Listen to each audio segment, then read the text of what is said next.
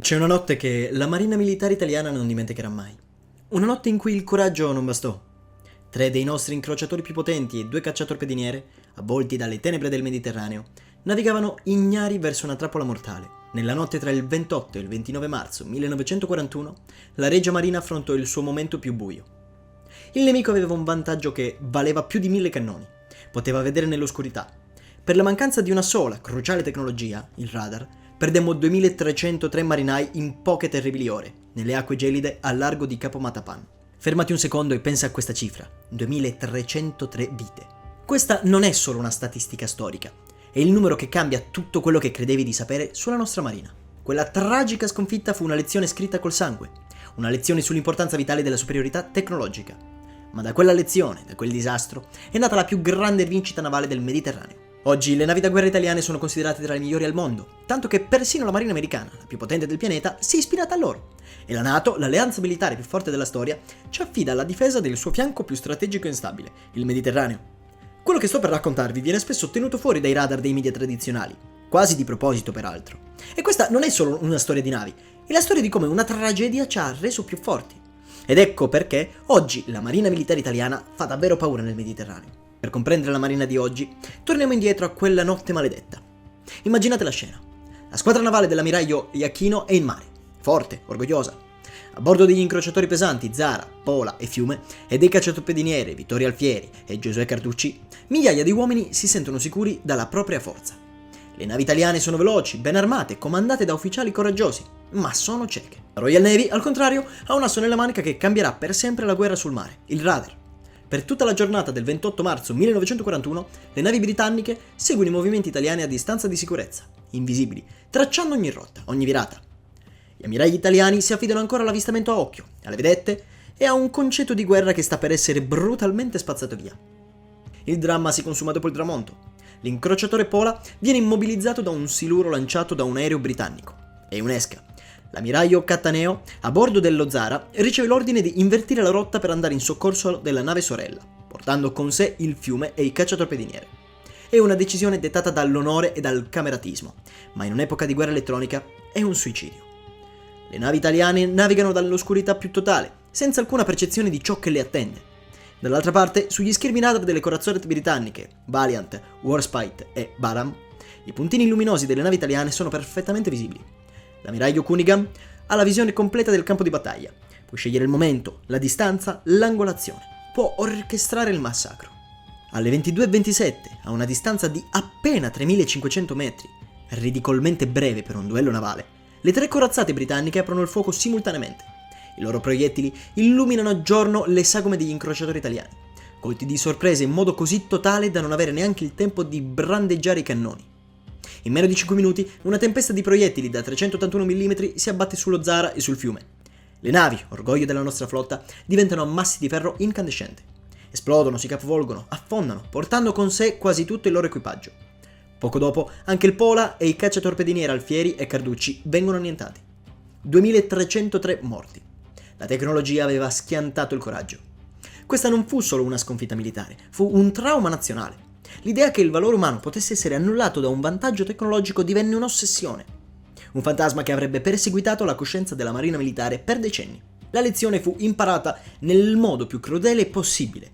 Mai più saremmo stati ciechi in battaglia. Mai più. La risposta a quella tragedia è nascosta in ogni singolo sensore, in ogni sistema d'arma che equipaggia le nostre navi oggi.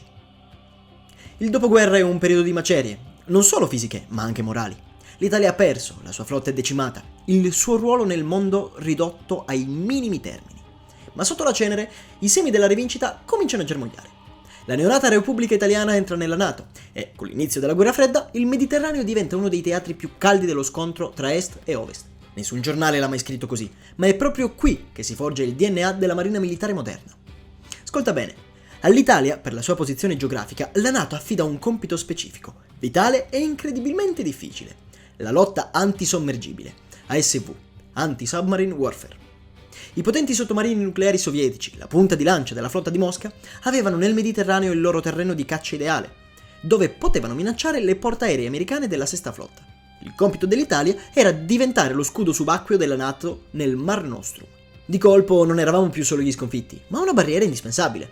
E questo ruolo obbligò la Marina a una specializzazione forzata. Per decenni, mentre altre marine si concentravano su grandi navi, l'Italia divenne maestra nell'arte della caccia ai sottomarini. Questo significò sviluppare dottrine, tattiche e soprattutto tecnologie.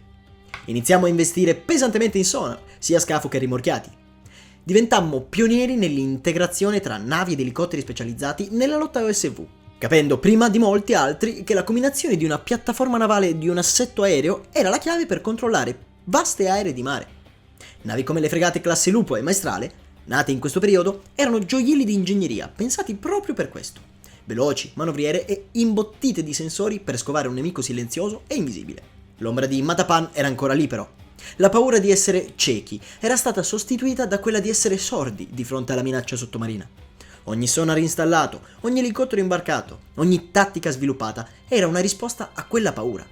La guerra fredda divenne la nostra palestra. Per 40 anni, in un silenzioso e costante duello sotto la superficie, la Marina Militare costruì un'esperienza che nessun'altra nazione mediterranea poteva vantare. Questo patrimonio, questa ossessione per la superiorità dei sensori, sarebbe diventato il fondamento su cui costruire le navi del XXI secolo. La rinascita della Marina non sarebbe stata possibile senza la spina dorsale industriale del paese. Dalle macerie dei cantieri bombardati risorse un gigante, Fincantieri.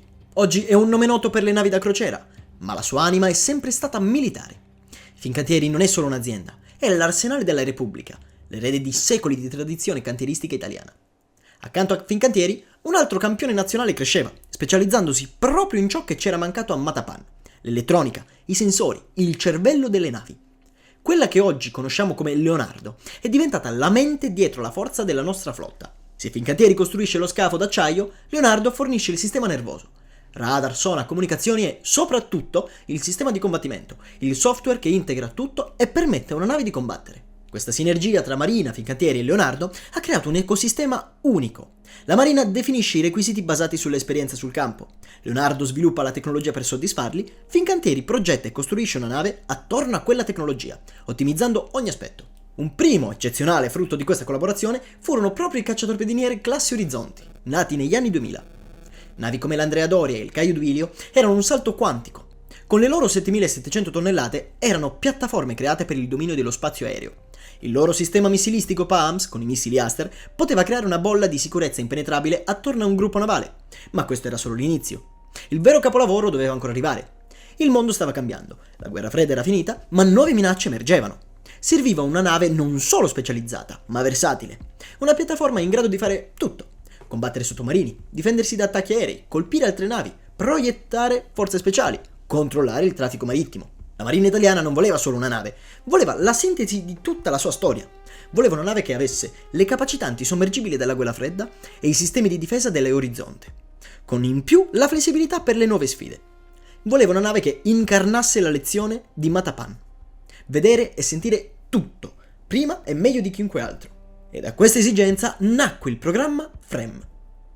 FREMM sta per Fregata Europea Multimissione, un programma sviluppato con la Francia, ma che l'Italia ha interpretato in modo unico.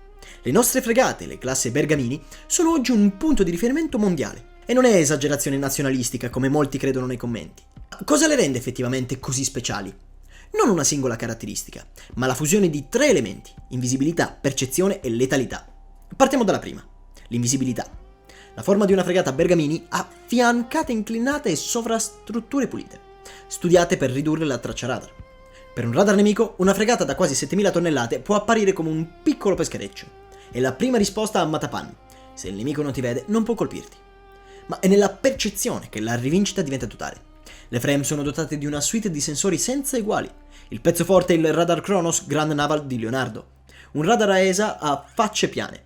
La stessa tecnologia dei caccia di quinta generazione che traccia centinaia di bersagli simultaneamente, da missili supersonici a droni. È l'antitesi del buio di Matapan. Oggi non solo vediamo, ma illuminiamo il campo di battaglia per tutti. Sotto la superficie la situazione non cambia.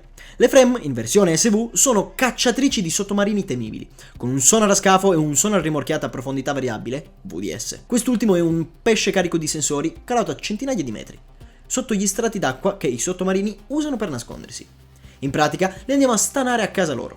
A completare l'opera, ogni fregata imbarca 2 elicotteri NH-90, estendendo la caccia per centinaia di chilometri. E infine la lealtà.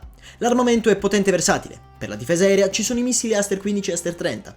per la lotta antinave i missili Teseo, con una gittata di oltre 300 km, per i sottomarini i Siluri MU-90 e per la difesa ravvicinata i famosi cannoni da 76 mm di Leonardo, capaci persino di abbattere missili. La prova definitiva del successo? Beh, la Marina degli Stati Uniti, dopo il fallimentare programma delle Littoral Combat Ship, ha dovuto correre ai ripari e per la sua nuova generazione di fregate, la classe Constellation, ha indetto una gara. A vincerla è stata Fincantieri, con un progetto basato proprio sulle frame italiane, da costruire in un cantiere americano. Un evento senza precedenti che la dice lunga sulla nostra eccellenza. E non è finita. Egitto, Indonesia, Marocco e persino la Grecia, storica alleata nel Mediterraneo, hanno scelto navi derivate dal nostro progetto, riconoscendone la superiorità. Questa è la vendetta navale italiana, saldata in acciaio e silicio. Le frame sono la punta di diamante, ma la forza della Marina oggi risiede in un sistema complesso. E per capire la reale portata del nostro potere, dobbiamo guardare ad altri 3 asset strategici. Partiamo dai bodyguard della flotta, i cacciatorpediniere classe Orizzonte, Andrea Doria e Caio Duilio. Queste navi da oltre 7000 tonnellate creano uno scudo impenetrabile contro attacchi aerei e missilistici su vasta scala, con radar a lunghissimo raggio che sorvegliano lo spazio aereo per centinaia di chilometri. La loro efficacia non è teoria. Recentemente il Caio Duilio è stato dispiegato nel Mar Rosso per l'operazione europea Aspides, per proteggere il traffico mercantile dagli attacchi degli Houthi. In questo scenario ad altissima tensione, il Duilio non solo ha assunto il comando tattico, ma ha anche abbattuto con successo più droni nemici, dimostrando sul campo la letalità dei suoi sistemi. Ogni missile Aster lanciato dal Duilio è un'eco diretta di Matapan. Oggi siamo noi a vedere nel buio e a colpire. Il secondo pilastro è un'attività costante e silenziosa, l'operazione Mediterraneo Sicuro. Dal 2015 un dispositivo aeronavale pattuglia un'area che copre milioni di chilometri quadrati del Mediterraneo. Fino a 6 navi, supportate da aerei e sommergibili, garantiscono sorveglianza delle rotte commerciali, protezione delle infrastrutture energetiche sottomarine e contrasto ai traffici illeciti. Mentre si parla di crisi, la Marina conduce una partita a scacchi strategica 20 su 24, 7 giorni su 7, ma la vera misura della potenza di una Marina oggi è la sua capacità di proiezione. E qui l'Italia gioca in una lega a sé. Disponiamo non di una, ma di 2 navi ammiraglie capaci di proiettare forza a migliaia di chilometri di distanza. La prima è la portaerei Cavour, con le sue 27.000 tonnellate e il cuore di un gruppo da battaglia di quinta generazione. La sua arma più potente è il caccia F-35B, la versione a decollo corto e atterraggio verticale del più avanzato aereo al mondo. La combinazione di una portaerei e degli F-35B rende la Marina Militare Italiana, insieme a quella americana e britannica, una delle 3 sole marine al mondo a disporre di questa capacità. E poi c'è il nuovo gioiello, l'ammiraglia Trieste. Con le sue 38.000 tonnellate è la più grande nave militare italiana mai costruita dal dopoguerra. La Trieste è una LHD, una nave d'assalto anfibio che è di fatto una seconda portaerei. Può sbarcare un intero battaglione di lagunari con i loro mezzi corazzati da un bacino interno allagabile e può operare con gli F-35B. Immaginate un gruppo navale con la Cavour e la Trieste, scortate da una Frame e da una Orizzonte. Questa non è fantascienza, è la Marina Militare di oggi. È una forza di proiezione che nessun'altra nazione mediterranea può eguagliare. E quindi la storia che abbiamo percorso parte da un punto di abissale oscurità. Dalla notte di Matapan, in cui il nemico ci vedeva e noi eravamo ciechi. Da quella tragedia, da quel sacrificio di 2303 marinai, è nata una determinazione incrollabile a non essere mai più tecnologicamente inferiori. Quella determinazione si è trasformata in decenni di specializzazione silenziosa durante la guerra fredda. Si è concretizzata nella genialità dei nostri ingegneri e nella maestria dei nostri operai, che in aziende come Fincantieri e Leonardo hanno saputo trasformare la teoria in acciaio e algoritmi. Oggi quella determinazione naviga i mari del mondo. È nello scafo stealth di una fregata Bergamini, è nel segnale di un sonar che scova un sottomarino negli abissi, è nel fascio di energia di un radar Kronos che illumina il cielo, è nel sibilio di un missile Aster che intercetta una minaccia. Da una tragica notte in cui fummo vittime di un gap tecnologico, è nata una generazione di navi che fanno sì che oggi la Marina Militare Italiana sia una delle più rispettate e temute nel Mediterraneo. Una forza a cui la NATO affida la sicurezza del suo confine più critico e a cui la marina più potente del mondo si ispira per costruire le proprie navi. La memoria di quei 2303 uomini non è andata perduta, è bensì diventata la nostra più grande forza. È la fiamma che alimenta la nostra vendetta tecnologica. E la nostra superiorità navale è chiara in superficie e in aria. Ma la prossima partita per il dominio del Mediterraneo si giocherà in un ambiente ancora più segreto: le profondità marine. La Marina sta sviluppando una nuova generazione di sottomarini, gli U-212 NFS, mezzi che promettono di essere ancora più silenziosi e letali. Il prossimo fronte è sott'acqua. E questi nuovi sottomarini cambieranno di nuovo gli equilibri del Mediterraneo, secondo voi? Beh, ditecelo nei commenti. Iscrivetevi al canale e attivate la campanella per non perdervi il nostro prossimo approfondimento sulla guerra silenziosa che si combatte sotto le onde. Grazie per avermi seguito fino a qui e alla prossima!